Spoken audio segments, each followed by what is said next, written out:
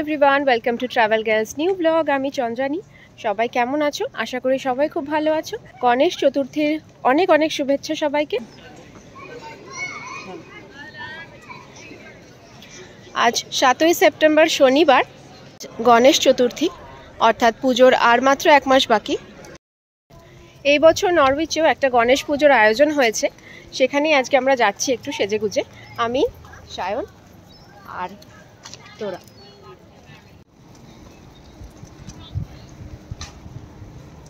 চলে এসেছি আমরা।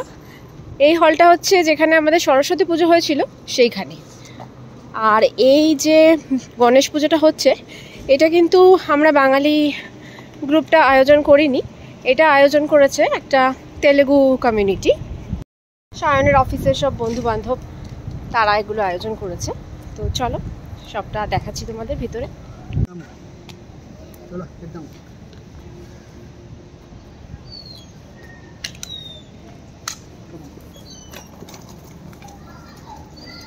মনে আছে এখানে এসেছিলাম আমরা সরস্বতী পূজায়? হ্যাঁ, দেখেছো এখানে জুতো খুলতে হবে।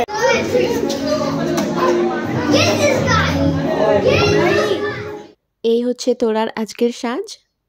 এখন বাজে বিকেল 5টা, আর এইদিকে স্টেজের উপর বিরাজমান গণপতি বাপ্পা খুব সুন্দর করে সাজানো হয়েছে। বিকেল 4টে থেকে এই হলটার বুকিং নেওয়া ছিল এদের। এবার পুজো হবে।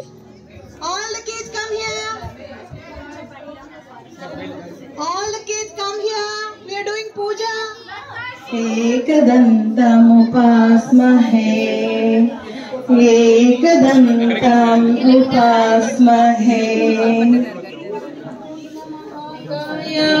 सूर्यकोटि समप्रभा निर्विघ्नं कुरु मे देवा सर्वकालेषु सर्वदा।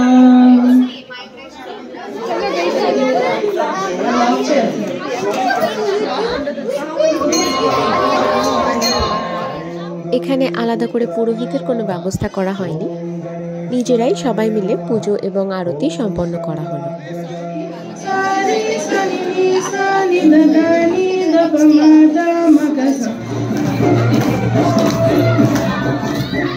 পুজোর পরে ছিল ছোটদের সাংস্কৃতিক অনুষ্ঠান।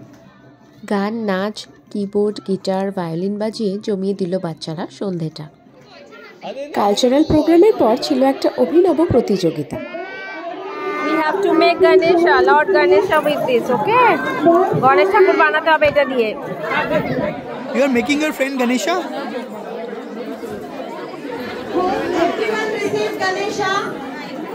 Vinny, what are you making? My friend Ganesha? My friend Ganesha?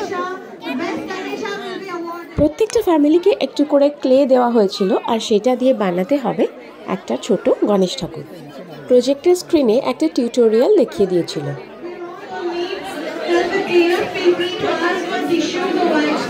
Tora, what are you making? With clay, what do you make? I don't know. Ganesha?